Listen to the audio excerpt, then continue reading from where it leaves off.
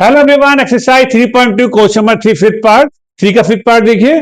Question क्या कहता है? इफ फ्रैक्शन बिकम्स 9/11, एक फ्रैक्शन है वो 9/11 हो जाता है if 2 is added to both the numerator and the denominator. अगर हम फ्रैक्शन के न्यूमरेटर में 2 ऐड कर दें और डिनोमिनेटर में भी 2 ऐड कर दें, और इसके आगे क्या कहता है? If 3 is added to both the numerator and denominator. अगर दूसरे स्टेप में फिर फ्रैक्शन में 3 न्यूमरेटर में ऐड कर दें, 3 डिनोमिनेटर में ऐड कर दें, तो इस बार फ्रैक्शन 5.6 हो जाता है। तो बताइए वो फ्रैक्शन क्या होगा? तो सबसे पहले काम करते हैं, फ्रैक्शन ही लेट कर लेते हैं। लेट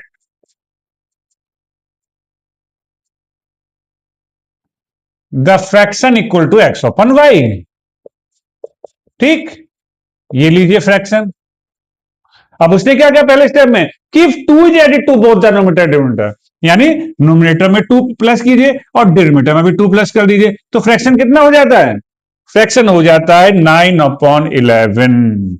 फ्रैक्शन हो जाता है 9/11। ओके, कर दीजिए क्रॉस मल्टीप्लाई, इसकी मल्टीप्लाई इसमें और इसकी मल्टीप्लाई इसमें कर देते हैं। वैल्यू ब्रैकेट में रखिएगा जिससे कि साइन की मिस्टेक ना हो।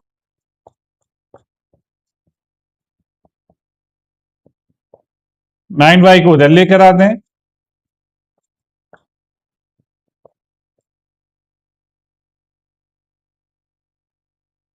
ठीक, इक्वेशन 1।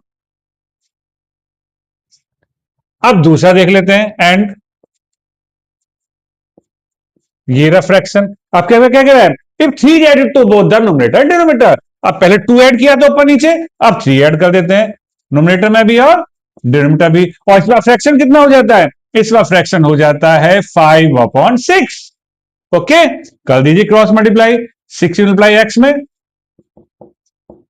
6 मल्टीप्लाई एक्स प्लस 3 में, ब्रैकेट में रखिएगा, और 5 की मल्टीप्लाई वाई प्लस 3 में, कर दीजिए ब्रैकेट ओपन।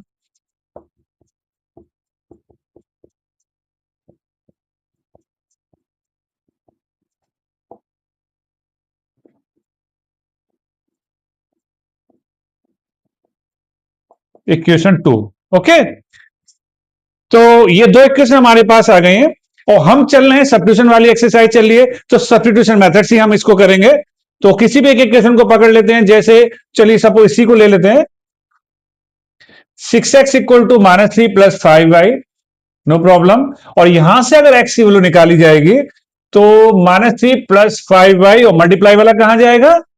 डिवाइड में। ओके, -5 को उधर लेकर गए, +5y हो गया, और मल्टीप्लाई वाला डिवाइड में। और इस x की वैल्यू को हम रख देते हैं इक्वेशन 1 में। ध्यान से रखिएगा, मिस्टेक ना हो जाए।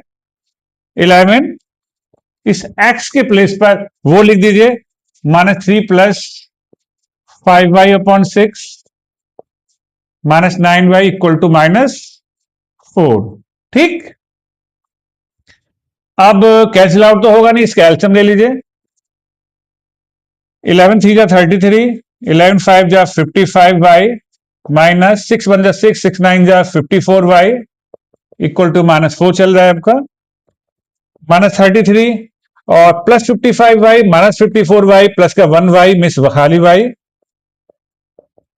कर दीजिए क्रॉस मल्टीप्लाई, इसकी मल्टीप्लाई इसमें, इसकी इसमें। ध्यान से कैलकुलेशन कीजिएगा, 6 4 जा 24 और यहां से आपका आ गया -24 प्लस 33, तो कितना आ गया? 9 आ गया। ठीक, ध्यान से रखिएगा। और इस y की वैल्यू को उठा के x में रख दीजिए, इसका भी एक नाम रख देते हैं, इक्वेशन 3 रख देते हैं। चलिए, और यहां लिख देते हैं फ्रॉम 3। क्लियर, रख दीजिए वैल्यू, -3 प्लस y की वैल्यू हमारे पास निकल के आई 9/6, 9 5 जा 45, तो 42/6 कितना होगा? 7। यस, x की वैल्यू आई और आपकी y की वैल्यू निकल के आई। हमसे क्या पूछ रहा था? फ्रैक्शन।